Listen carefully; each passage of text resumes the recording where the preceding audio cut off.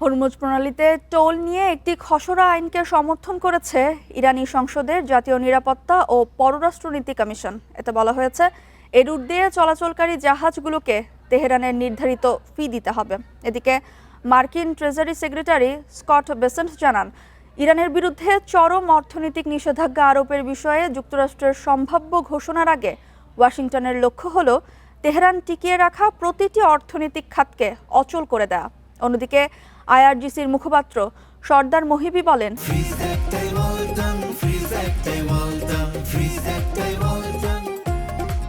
তেহরানের বিরুদ্ধে ওয়াশিংটনের অর্থনৈতিক যুদ্ধে লিপ্ত হওয়ার অর্থ সামরিক পরাজয়ের এক নীরব স্বীকারোক্তি। এর আগে সর্বাত্মক অর্থনৈতিক, সামরিক ও নিরাপত্তা যুদ্ধের মধ্যেও ইরান অটল রয়েছে বলে জানান দেশটির প্রেসিডেন্ট মাসুদ পেজেশকিয়ান।